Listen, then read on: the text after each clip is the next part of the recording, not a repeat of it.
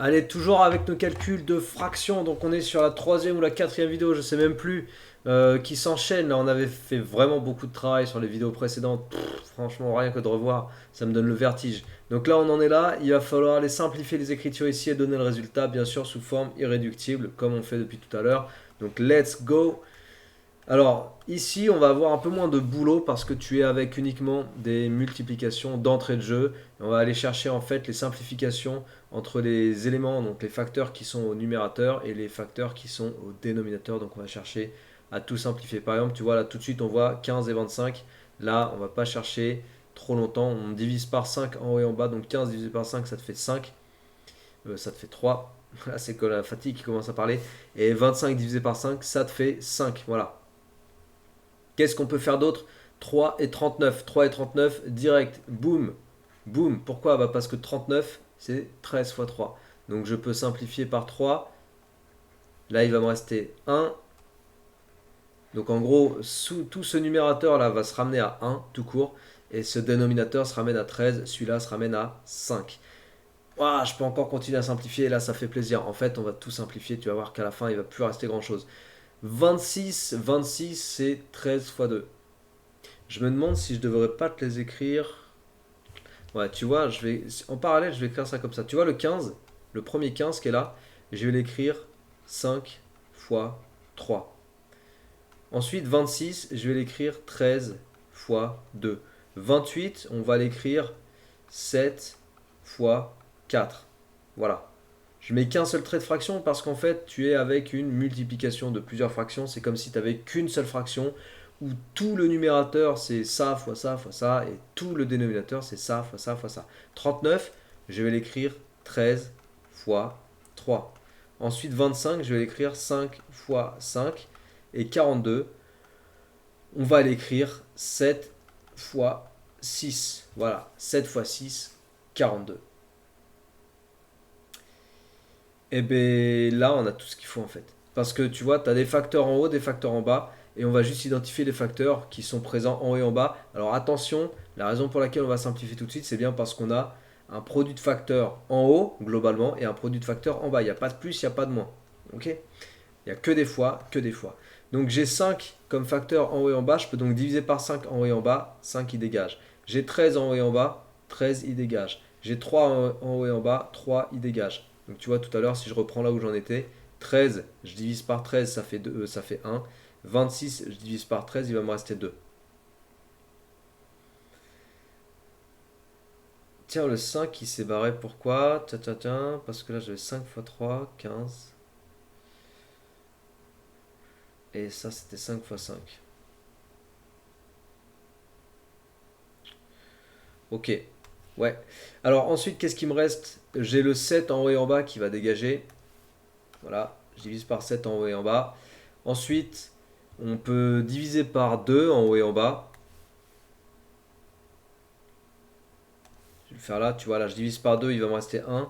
Et le 6, je le divise par 2, il va me rester 3. 6 divisé par 2 égale 3.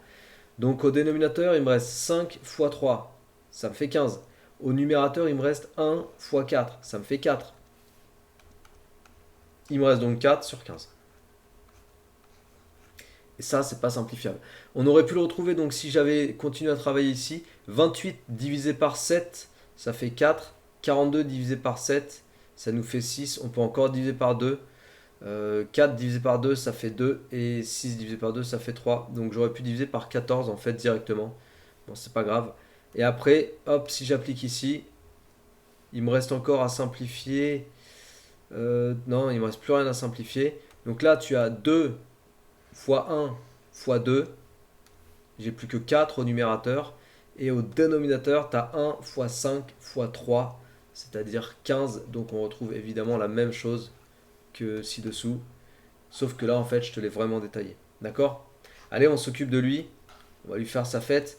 On a une division, on a déjà rencontré ça dans les vidéos précédentes. Donc 14 cinquièmes divisé par 21 sur 65, ça me fait 14 cinquièmes multiplié, je multiplie par l'inverse, multiplié par 65 sur 21. Alors 21, 65, 5, tout ça, il va y avoir de la simplification. Je peux simplifier directement par 5 parce qu'ici tu as un nombre. qui se terminent par 5. Donc les nombres qui finissent par 5 sont des multiples de 5. Donc je sais que 65 est un multiple de 5. C'est quoi? C'est avec 12. 65 divisé par 5, 13. Donc oui, bah oui, pas 12, 13 bien sûr. Donc on a 13 ici quand on simplifie par 5 et là on a 1. Ensuite 14 et 21. 14 et 21, qu'est-ce qu'on peut dire sur 14 et 21? Bah 7 fois 3 à 21 et 7 fois 2, 14. Donc là je vais pouvoir diviser par 7. Donc 14 divisé par 7, il me reste 2. 21 divisé par 7, il me reste 3. Voilà. Et là, il n'y a plus rien à simplifier, plus rien à faire. Donc 2 fois 13, ça fait 26. Et 1 fois 3, ça fait 3. Ton résultat au final, c'est 26. Si tu veux mettre le détail, ça fait 2 fois 13 sur 1 fois 3. Et donc 26 sur 3. Voilà. 2 plus 6, ça fait 8. Pourquoi j'ajoute les deux nombres? Bah parce que si tu obtiens, quand tu ajoutes les nombres, les chiffres, quand tu ajoutes les chiffres qui constituent un nombre, si tu obtiens un multiple de 3, ça veut dire que tu es encore divisible par 3. Mais là, en l'occurrence, 2 plus 6, ça fait 8. 8 n'est pas divisible par 3. Donc 26 n'est pas un multiple de 3. Et on est sur une fraction irréductible. Fin de l'histoire. Éventuellement, ce qu'on va faire, on va faire cette fraction-là. Donc il faut l'écrire de la façon la plus simple possible. Les deux derniers, enfin les deux là et celle-ci, on fera ça dans une autre vidéo. Ce sera du calcul littéral.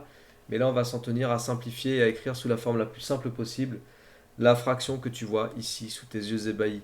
Alors, on a encore une fois une somme de fractions où tu as vu tout le monde est dans des dénominateurs différents. Donc là, il va falloir s'arranger pour mettre un même dénominateur. Il va falloir le faire au fur et à mesure.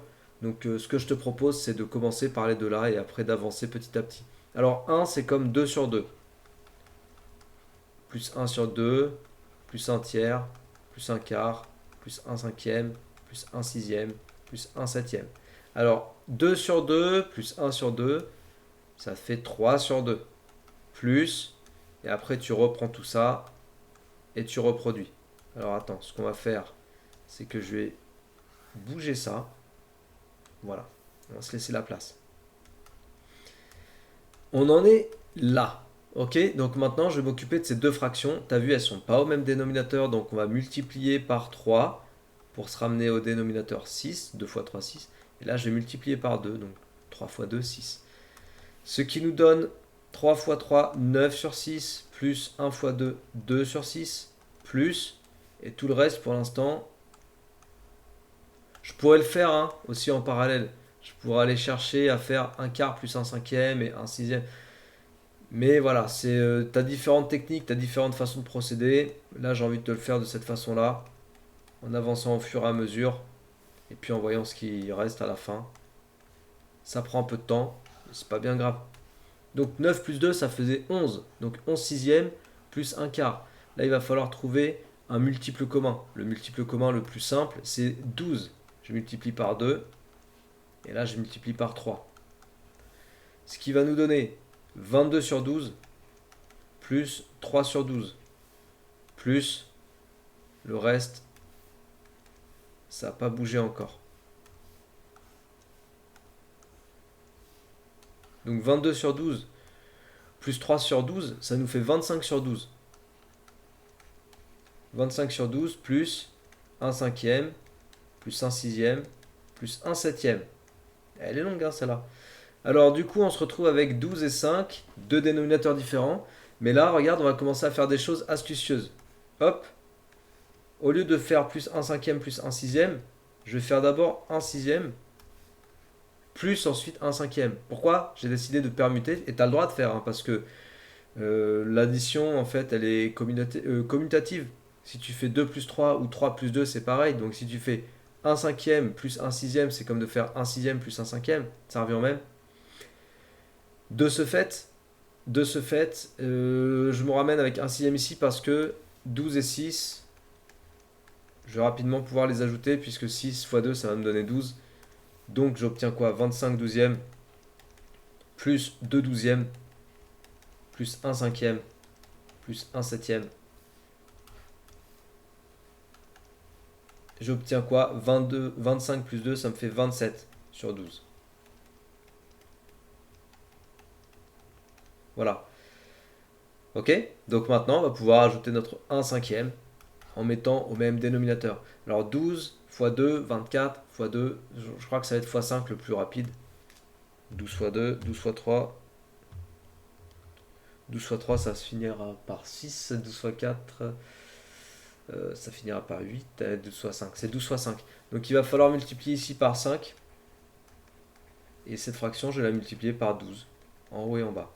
Alors 27 fois 5, là j'utilise la calculatrice. 27 fois 5, ça nous fait du 135. Et du 12 fois 5, donc ça nous fait quoi ça? 5 fois 2, 10, ça fait 60. Plus 12 sur 60, plus 1 sur 7. Ce qui nous donne 135 plus 12, 135, 145, 147. Plus 1 sur 7. Et maintenant 7 et 60, dénominateur le plus proche, 60 fois 2 ça me fait 120. Là ça va être... ça va être un peu space. 60 fois 4 peut-être. 60 fois 5 peut-être. Donc là je fais des tests. 60 fois 6. Voilà, ça sera 60 fois 7. Alors 60 fois 7.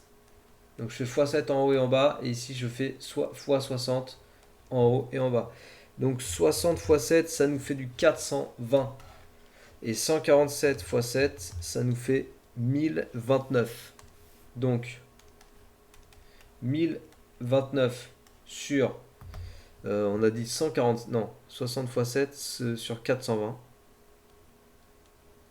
Voilà, plus 60 sur 420. Ce qui donne au final 1029 plus 60. J'avais pas besoin de la calculatrice pour dire que ça faisait 1089. Le tout sur 420. Et par acquis de conscience, tu tapes dans ta calculatrice 1089 sur 420. Tu vérifies le résultat irréductible. Et effectivement, cette fraction-là est simplifiable parce que ta calculette te donne 363 sur 140. Alors pour savoir par combien on a simplifié, il va falloir regarder comment je fais pour passer de 420 à 140. Donc je fais 420 divisé par 140, ça nous donne 3. Ça veut dire qu'en divisant par 3 en haut et en bas, je vais pouvoir obtenir la simplification de ma fraction. Donc je divise par 3 en haut et en bas. En haut, 1089 divisé par 3, ça va nous donner 363. En bas, 420 divisé par 3, on a dit que ça faisait 140. Voilà, et 363 sur 140, là tu es sur une fraction irréductible. Ok? Ce qui permet de répondre à la question posée, exprimer sous forme de fraction irréductible cette somme de fractions. Le résultat, 363 sur 140. Voilà. Alors, hop, dans la prochaine vidéo, on s'attaquera et ce sera la fin de cette petite série sur les calculs de fractions. Voilà, une série qui a permis de se remettre dans le bain et de s'entraîner sur des fractions de toutes sortes, de tout type, avec toutes les règles à appliquer. On a fait ça bien. Sur la dernière vidéo qui clôturera cette petite série, on va aller travailler sur du calcul littéral de fractions. Donc là, tu as vu, il y a des lettres. Il va falloir prouver cette égalité. On ne sait pas si elle est vraie. Enfin, le but, c'est de la montrer. Cette égalité-là. Et puis, il faudra prouver également cette égalité-là. Voilà. Et donc, pour ça, on travaillera avec les lettres. Ok? C'est la prochaine vidéo. C'est la vidéo suivante. Si tout ça te plaît, n'oublie pas de t'abonner. Je compte sur toi. Et je te donne rendez-vous. À tout de suite. Ciao.